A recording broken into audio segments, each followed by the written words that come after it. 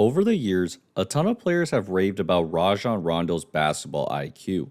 LeBron and AD have both said that he should be a head coach.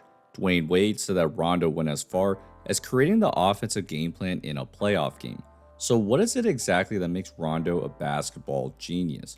What was so fascinating about Rondo's game is that he became one of the best point guards in the league without ever developing a jump shot.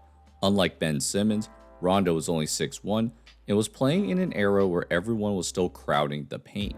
Most people remember him as the guy who would set up the Celtics' big three, as he would let the play develop and then make the right pass.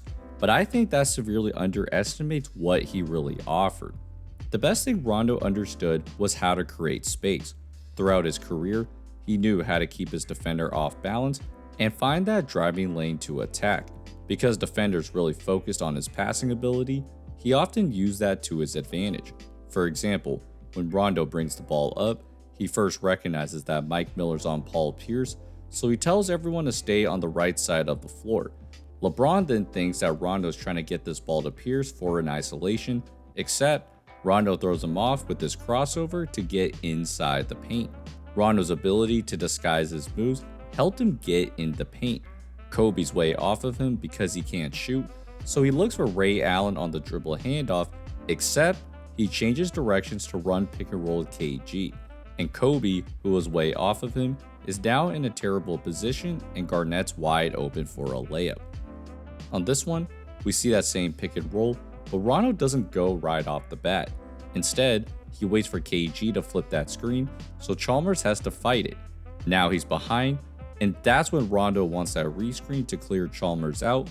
LeBron then has to stay down to help on Kevin Garnett, and Pierce cuts right behind him for a layup.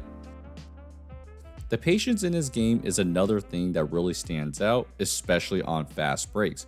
Yes, you might think it's obvious, but I really believe that a lot of younger players today could benefit from watching how he operates to find the best shots. What stands out is his feel for when to push the tempo and when to slow it down. He has a fast break chance against Ron Artest, and most guys today would try to attack that matchup, but Rondo slows it down because he knows there's going to be a trailer, and this is a much better shot. A quarter later, he faces a similar situation. The Celtics can run, and Garnett's ahead of Gasol, so he could throw this pass over the top, but he slows it down and waits for Garnett to pin Gasol, and now the paint is wide open for an easy finish. And 10 years later, he still does the same thing. He sees Caruso running, but he slows it down because LeBron's moving towards the paint. So at this point, he wants to see how these two defenders are gonna play LeBron. Because the Rockets end up switching, this pass to LeBron is much easier, and that's an easy finish.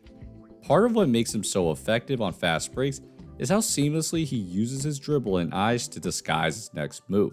If we watch this again, he looks like he's gonna pass it, but keeps his dribble alive, and that then makes Lamar Odom move up, which now opens up that passing lane.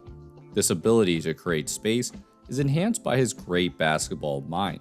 A lot of guys have talked about how he tells everyone where they need to be to maximize each possession. This one's an inbound play, and he tells KCP to go to the opposite corner and for Danny Green to inbound the ball. Now, KCP uses the off-ball screen, but Rondo doesn't get it to him. Instead, he tells him to clear to the corner because now that opens up that space for AD to spin off Tucker for a wide open dunk.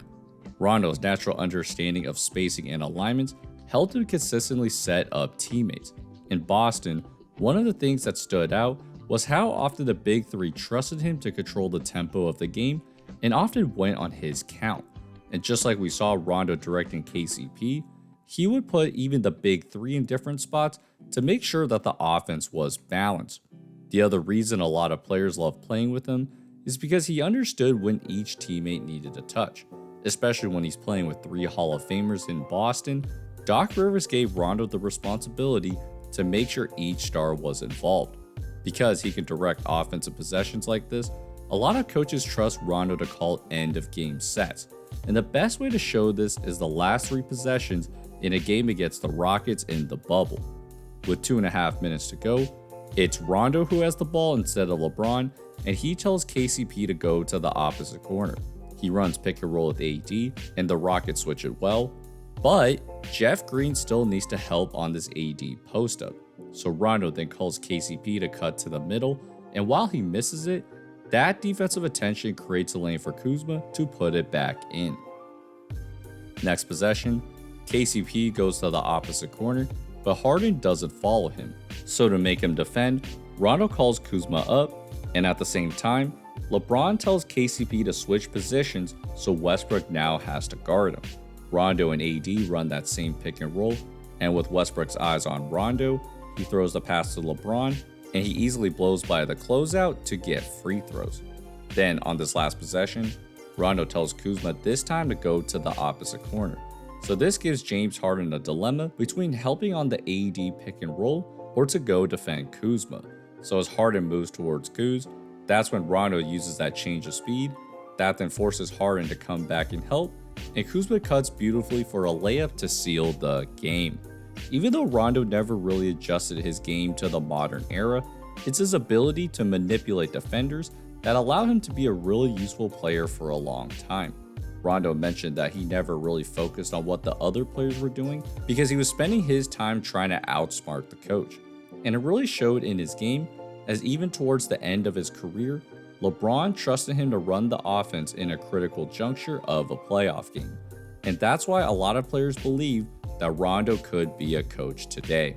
So, hope you guys enjoyed this video. If you're interested in a part 2 of how Rondo and LeBron's IQ carried the Lakers through the playoffs, comment down below. Besides that, thank you for all your guys' support, and I'll see you guys next time. Peace.